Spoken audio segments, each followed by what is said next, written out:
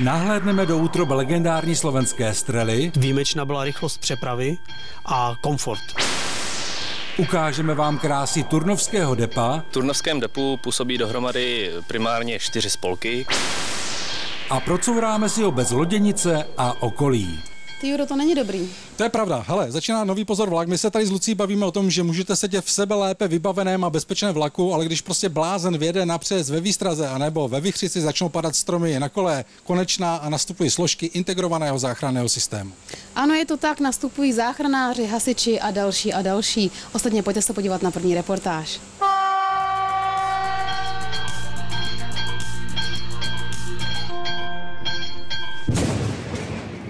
Začíná jaro a díky extrémně vysokým teplotám dochází na Semelsku k silným bouřkám doprovázeným lokálními porivy větru z přívaly deště. Vzrostlé stromy padají na železniční trať, což má za důsledek vykolejení osobního vlaku na trati 030 mezi Semily a Železným Brodem, který se vzpříčí na začátku tunelu.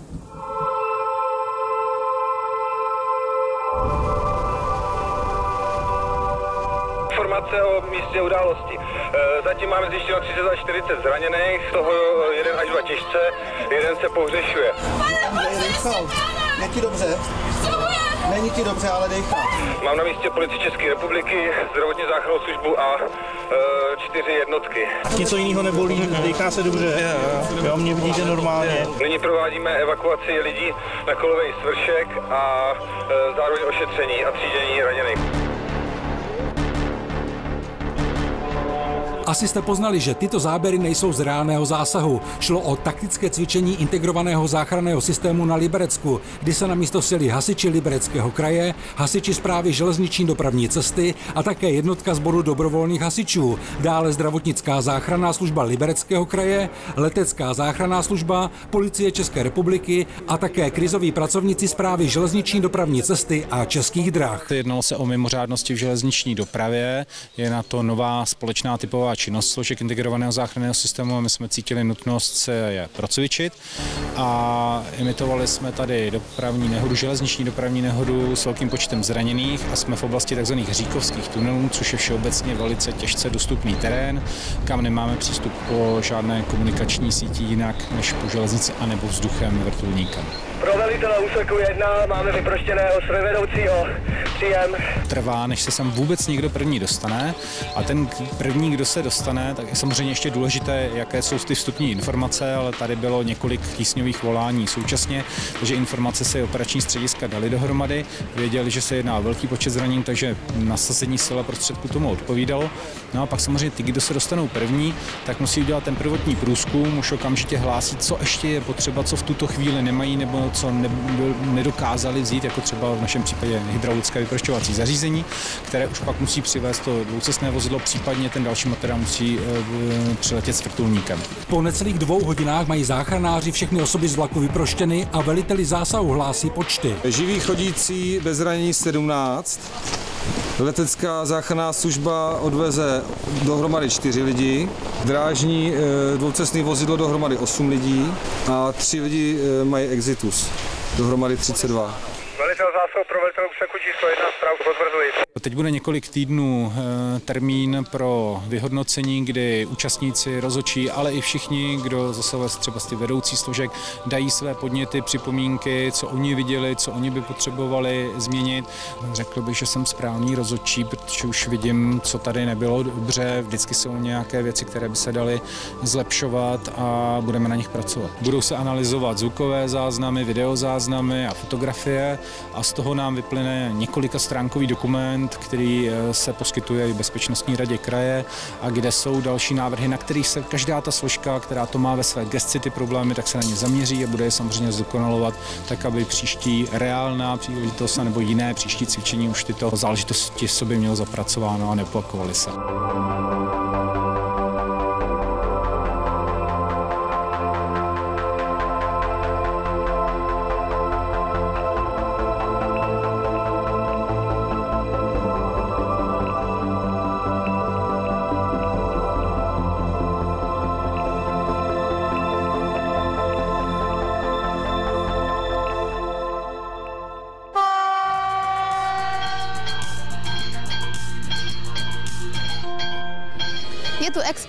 Rychlý přehled událostí na železnici. Mimořádně se hlásíme z 19. ročníku Mezinárodního veletrhu Czech Rail Days, který se odehrával ve dnech 19. až 21. června na nákladovém nádraží železniční stanice Ostrava hlavní nádraží. Letošní ročník, 19. ročník veletrhu Czech Rail Days je náznakem toho, že se blížíme mílovými kroky ke kulatému jubileu.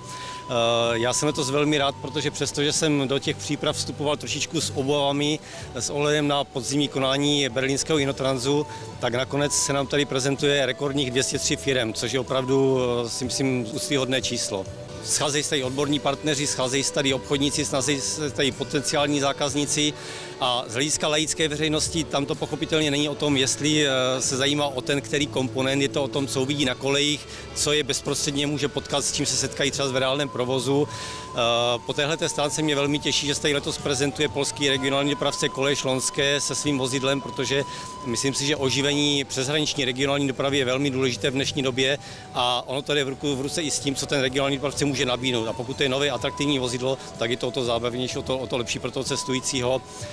Druhá věc je, máme tady letos světovou premiéru dvoucestného posunovacího vozidla, což si myslím, že je také úctyhodná událost. A takové to třetí největší novum, které bych vypíchl, tak je premiéra nové ostravské tramvaje Nova. A jdeme na další událost. Olomoucký okresní soud udělil vlakvedoucí a průvodčí Českých drah tresty v délce 18 měsíců se zkušební dobou na 2 roky za pád dívky z jedoucího vlaku, kterému se v červenci 2016 za jízdy otevřely nedovřené dveře. Dívka na místě zemřela. Podle soudce se zaměstnankyně Českých drah před výpravou vlaku ze stanice Olomouc v rozporu s předpisy nepřesvědčili o řádném uzavření dveří. Kritici rozsudku namítají, že dívku měla hlídat matka, která ale s druhým dítětem byla na toaletě. Opět ohrožení na přejezdu a opět kamion se zahraniční registrační značkou. Tentokrát se vše odehrálo v Moravském Písku. Řidič kamion výjíždí na přejezd ve výstraze, kdy se začnou sklápět závory. Po chvilce uvažování řidič proráží závoru, ale z místa ujíždí, za což mu hrozí až rok ve vězení. Podobné situace na vícekolejných přejezdech se 4 břevny by mohlo eliminovat sekvenční sklápění závor, které Správa železniční dopravní cesty letos začíná instalovat.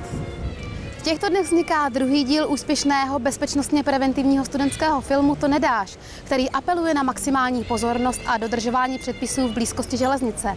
Film bude podle Správy železniční dopravní cesty, která film produkuje, určen především pro teenagery, kteří jsou nejohroženější skupinou. Navazujeme na ten díl první, který už běží 4 roky, ale v podstatě cílem je to trošku oživit. Scénář je napsán trošku filmověji, víc je to hraný. Jsme na zkušebním okruhu ve Velimi a tady točíme scénu, kdy vlastně mladý fotograf, vědec ze sluchátky na uších si zjistil, že vlaky v tu dobu nepojedou, ale zapomněl na drezínu a ta ho přejede. Dodejme, že každý rok na železnici zemře zhruba 30 mladých lidí. Je to tedy jakoby rok co rok zmizela 1 školní třída. A teď si prozradíme výherce minulé soutěže o trika Pozor vlak.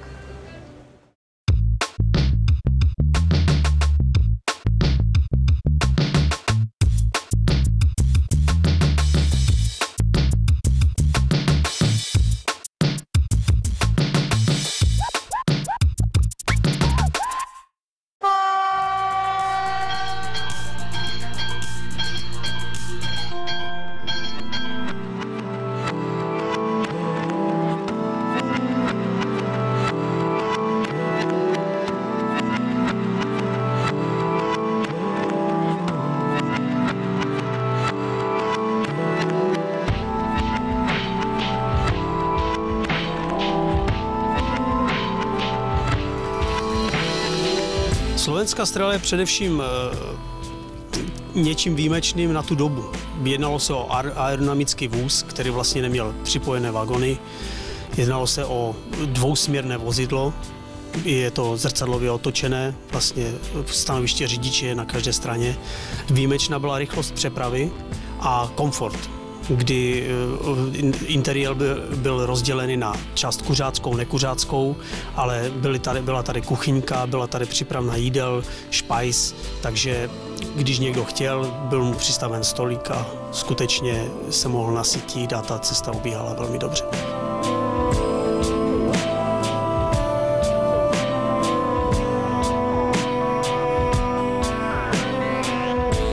Právě jste se stali jedněmi z posledních, kteří díky reportážní kameře magazínu Pozor vlak nahlédnou do původního stavu legendárního motorového vozu řady M290, který v roce 1936, kdy byl vyroben, dostal jméno Slovenská strela.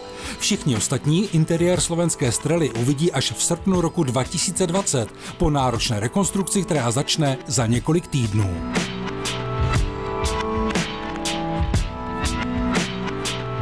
V podstatě v 36. už byla v provozu a jezdila až do druhé světové války. Byl to vlastně nejrychlejší spoj mezi Brnem, Prahou, pak Bratislavou a provozovala se pravidelně, potom se provozovala i na více tratích a byl to jeden z nejvytíženějších vlaků. V některých rodinách se traduje, že prostě představitelé rodin třeba jeli na služební cestu nebo za obchodem a vždycky jednu cestu se snažili realizovat se slovenskou stylou, protože prostě to byl pojem už v době svého vzniku. Československé státní dráhy to samozřejmě také PR-ově velmi využívali.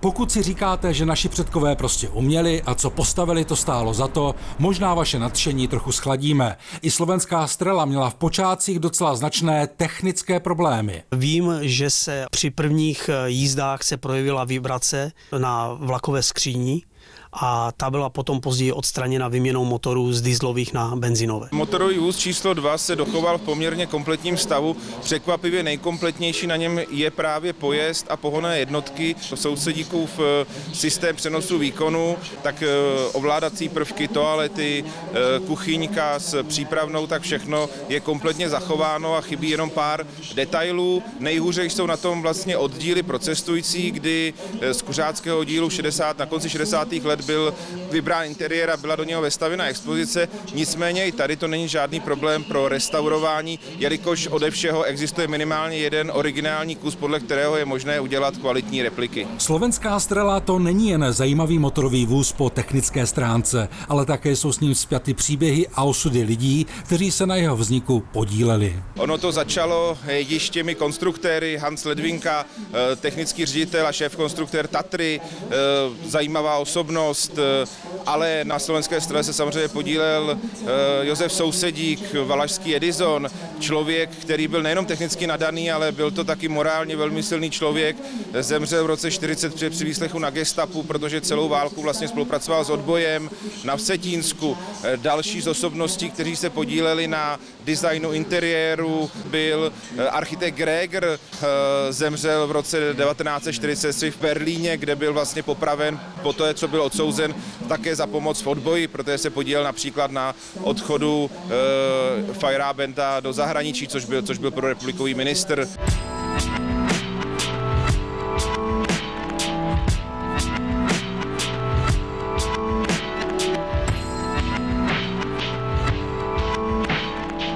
A věděli jste, že se s motorovým vozem M290 počítalo i po válce?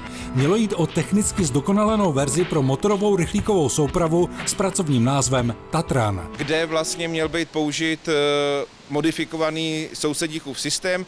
Ty motorové vozy už se začaly vyrábět, měly být třídílné, prostřední vůz měl být s vyhlídkou na střeše amerického typu, ale vlastně ve Studence už začali vyrábět náhradní díly, nicméně projekt byl na začátku 50. let stopnut, jelikož bylo rozhodnuto, že motorové jednotky bude dodávat maďarská firma Ganz v rámci východního bloku. Zajímavý je osud slovenské strely. Zajímavý je vlastně celý motorový vůz, kde vás na každém kroku překvapí technické detaily, které v té době byly revolučními prvky i ve světovém porovnání. Nezbývá než popřát, aby rekonstrukci ve výběrovém řízení vyhrála skupina techniků se srdcem na pravém místě a my příznivci pracovníci železnice mohli v roce 2020 nad omlazenou slovenskou Strelou pronášet jen superlativy. A máme pro vás vlastně ještě jednu výzvu. Pokud máte doma cokoliv historicky zajímavého, co se váže ke slovenské Strele, a tím nemyslíme pouze fyzické předměty, ale také příběhy lidí, kontaktujte na uvedené e-mailové adrese Technické muzeum Tatra. Pomůžete dobré věci.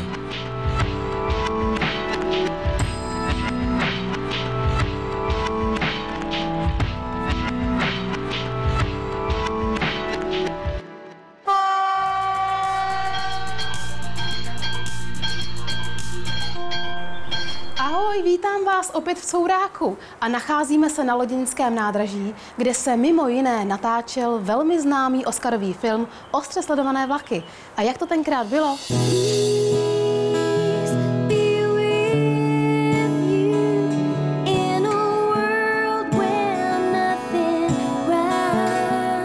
My máme vjezdová, odjezdová návěstidla. Jináč je zavřeno. Tak proč máš vjezdový návěstidlo v poloze volno? Byl jsem tady taky i v té době, když se tady natáčel právě film Ostře sledované vlaky. To jsme tady bydleli. Velice na to rád vzpomínám, protože jsme tady s Vaškem Neckářem hrávali ping-pong, jsme měli tady stůl zatím.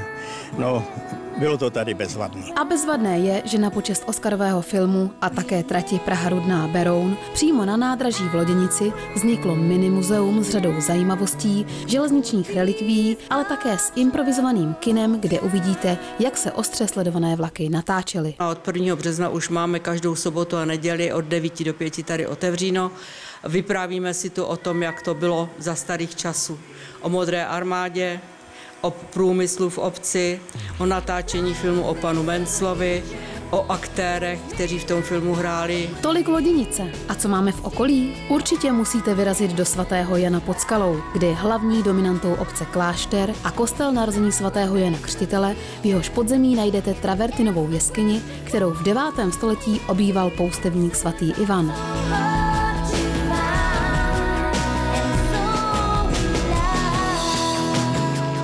A určitě vám doporučujeme také vystoupat něco málo přes kilometr na Svatojánskou skálu s vrcholovým křížem, ale po cestě ještě jedna malá zastávka. Jsme u kaple povýšení svatého kříže a ještě nás čeká pěkná stoupačka. Jo, to bude štreka pěkná. Tamhle to je. Ano, chce to trochu kondičku, ale bude to stát nakonec za to. Tak jsme vyšli na impozantní skalní stěnu, která sahá do výšky až 210 metrů nad okolní terén. A ten výhled fakt za to stojí.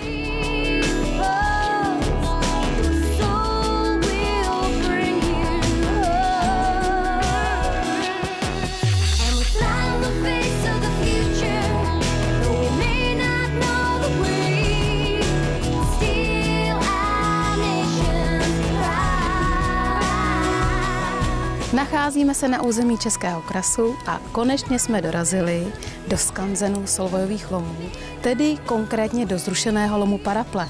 No a co tady bude po okolí? Pojďme se podívat společně. Kromě řady různých strojů a zařízení a expozice těžby vápence si samozřejmě nemůžete nechat ujít jízdu po úzkorozchodné dráze o rozchodu 600 mm, což je jedním slovem nádhera.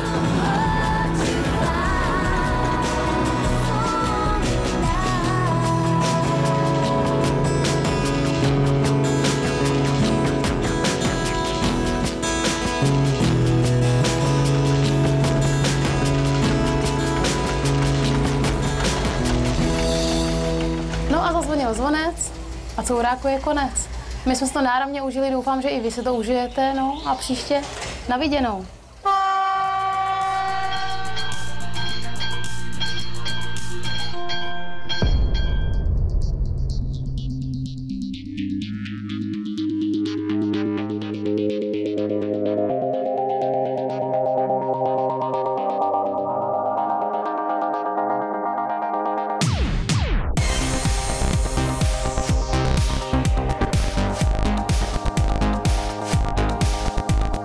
V Turnovském depu působí dohromady primárně 4 spolky, které spolu vzájemně velmi úzce spolupracují.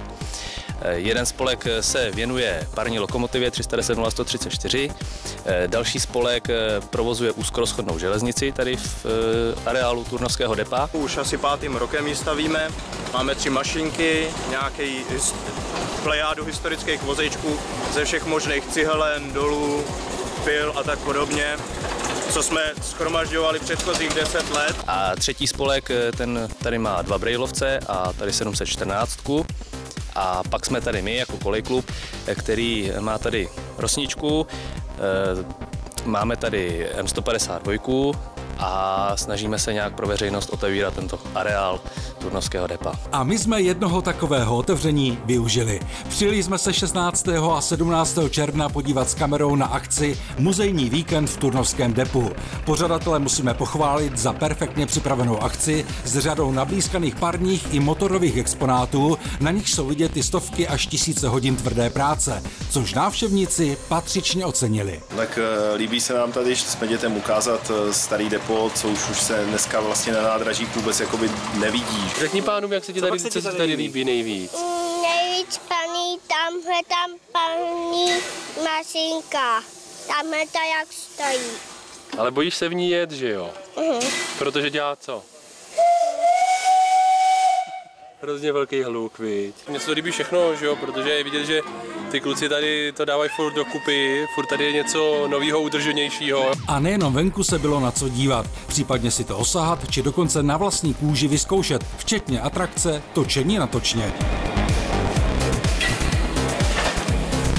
I v budově depa se návštěvníci muzejního víkendu nenudili. Kdo má rád modely, ten si to užil u zdejšího hezky zpracovaného modelového kolejiště. Doslova v obležení byl simulátor kocoura, rozumějte, lokomotivy řady 740, anebo jste si v dopravní kanceláři mohli zahrát na výpravčího. Návštěvníci zde můžou vidět kompletní zabezpečovací zařízení dopravní kanceláře, který výpravčí ovládá. Kromě stolu s dopravním deníkem, tady jsou i mechanická návěstidla, je to staré z Jeřmanic, kdy už je vlastně ta mechanika už je tam zrušená. Za vámi je řídící přístroj z odbočky Skala. Mimořádně se v Turnově objevil Legiovlak, což je projekt Československé obce legionářské, který má veřejnosti připomenout zásluhy legií na vzniku samostatného státu. Vzhledem k palebné síle těch vagónů a těch obrněných vlaků, tak je bolševici velice neradi potkávali v přímém střetnutí. Pochopitelně ale nejvíc všechny táhly jízdy zvláštní vlaků z Turnova do Bakova nad Jizerou, Tanvaldu či Semil. Mimochodem, hnací vozidla z Turnovského depa můžete potkávat po celou sezónu na různých akcích, včetně této zelené krásky. Letos na jaře jsme dokončili opravu lokomotivy Rosničky, která dostala nový lak pluhu a pojezdu a návštěvníci a cestující budou moct vidět v čele zvláštních vlaků. Aktuálně se bude Rosnička střídat s párou řady 310 na zvláštních vlacích putujících po Českém ráji. Tolik naše návštěva v Turnovském depu. Až zase oznámí nějakou akci, určitě vyražte do Turnova, užijete si tam hezké chvíle s příchutí železné dráhy.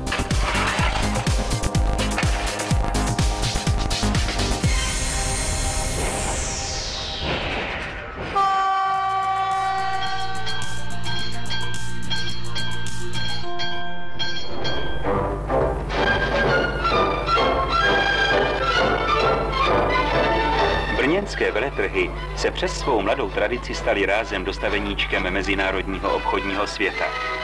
V mírovém soutěžení se zde setkávají ke vzájemnému prospěchu dvě hospodářské soustavy a našim pracujícím jsou vystavené exponáty vhodnými podněty pro jejich další odborný růst. V září 1959 se v Brně konal první mezinárodní strojírenský veletrh. 500 vystavovatelů z 30 zemí založilo tradici, která trvá dodnes. V expozici železničních vozidel a zařízení bylo na veletrhu mnoho zajímavých novinek. Široká veřejnost se především zajímala o to, jak pohodlně bude cestovat. Spokojenost byla na všech stranách. Nové bufetové a jídelní vozy uspokojí i ty nejnáročnější. Nikdo už také nemusí mít obavy z dlouhých cest a únavy. Pohodlné lehátkové vozy umožní příjemnou jízdu a odpočinek. Moderní vozy, mezi jinými bufetový BRA 556, obdrželi ČSD v letech 1959 až 64. Byly poslední z vagonky Tatra Smíchov. Pak převzali štafetu továrny z Německé demokratické republiky. Z lokomotiv vidíme prototyp šestinápravové elektrické lokomotivy E698-0, Motorové lokomotivy z ČKD Praha reprezentuje řada T435-0, T211-0 a prototyp T698-002, předchůdce slavných Pomerančů. Myhne se i kus důlní odklizové lokomotivy. Konstruktéři se pochlubili i s několika novými typy speciálních vozů.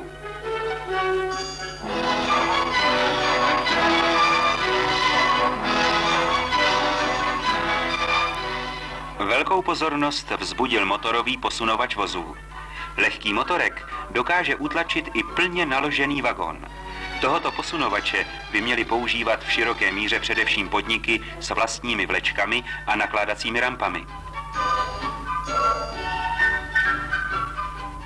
Odborníci si se zájmem prohlédli výrobky národního podniku Kovolis v Chotěboři, zejména rozvaděč typu Dako.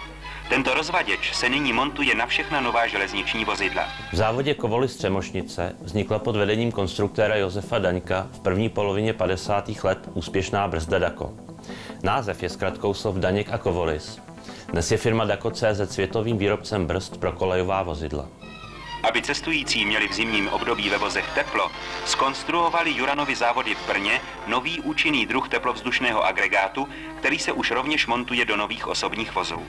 Naftové vytápění z Juranových závodů používaly motorové vozy M240-0, dnešní řada 820, i mnohem pozdější vlečné vozy k dnešním motoráčkům řady 810. Protože tak velké lokomotivy a vozy nelze na veletrhu předvádět v jízdě, vynahradili si to návštěvníci podívanou na jejich věrné zmenšené kopie.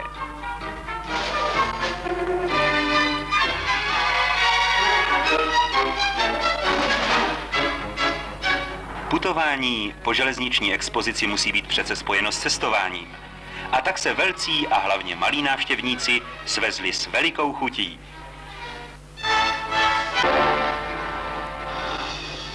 V kilometru 64 mezi stanicemi Náchod a Hronov bylo třeba vyměnit starou mostní ocelovou konstrukci, která bránila zvýšení nápravového tlaku.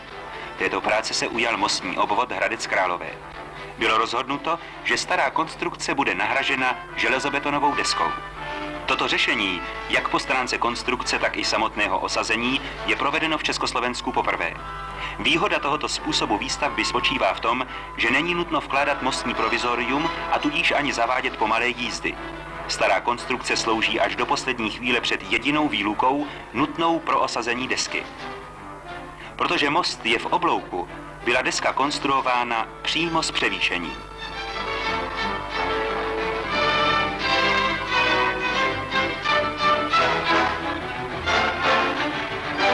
Dále je na mostu pozoruhodné i to, že úložné lavice jsou provedeny zároveň s deskou jako prefabrikát a současně s ní osazovány.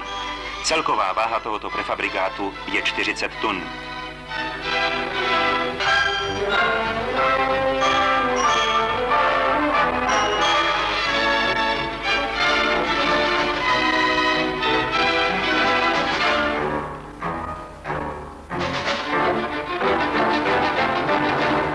Zvláštností této nové konstrukce je, že kolejnice nejsou upevňovány na pražcích uložený ve štěrkovém loži, ale jsou připojeny přímo k železobetonové konstrukci desky.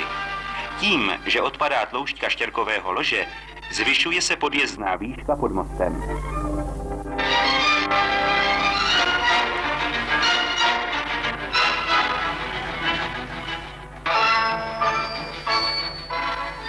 Protože nároky na zvýšenou podjezdnou výšku jsou skoro u většiny objektů nově budovaných, lze tento způsob s úspěchem uplatnit i v jiných případech.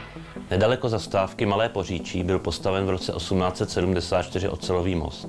V roce 1909 byl rozšířen a v roce 1953 nahrazen železobetonovou deskou. Tento most navíc není v oblouku, takže lokace uvedená ve filmu nesouhlasí. Tu správnou se nepodařilo dohledat. Přímo pojížděná betonová deska se dnes používá na tramvajových tratích a v tunelech. Do železniční dopravy proniká rozhodným nástupem motorová a elektrická trakce.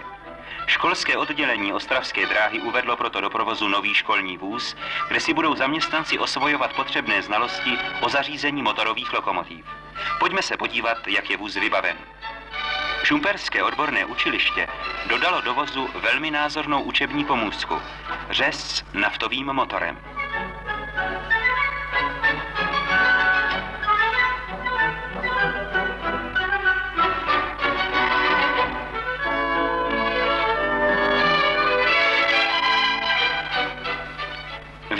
vozu doplňují další pomůcky a k dispozici je i promítací přístroj se zásobou technických filmů.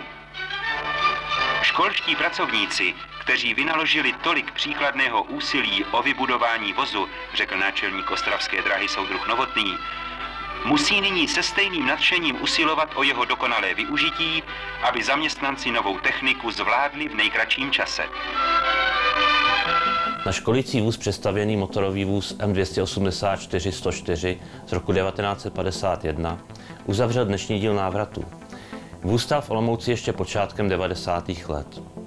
Příště se koukneme na to, co musel absolvovat strojvedoucí, než ho samotného pustili na lokomotivu.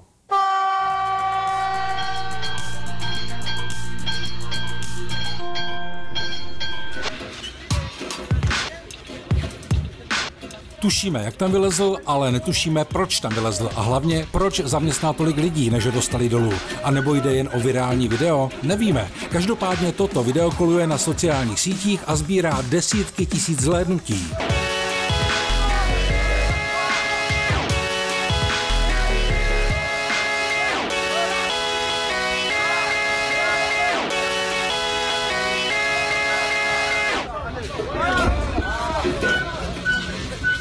Přátelé, scénář z tohoto vydání magazínu Pozor, vlak je vyčerpán. Pozor, vlastně není, ještě tady máme soutěž. Ano, a tentokrát hrajeme o kilometrickou banku od Českých drah na 2000 kilometrů a máme otázku. Jasně, ptáme se na to, jakou maximální rychlost měla slovenská Strela. Pokud víte správnou odpověď, tak pište na adresy, které jsou uvedené na obrazovce, a to do 15. července a... To je všechno, mějte se krásně a železnici zdar. Ahoj, jseš jak kráva Milka flekatá. No. Bíž to. Prostě konečná a nastupují složky integrovaného záchranného systému, viď? Ano, je to tak, přesně tak. Ano, je to tak. Že můžete sedět v sebe lépe vybaveném moderním vlaku a ještě jednou. A nastupují složky integrovaného záchranného systému.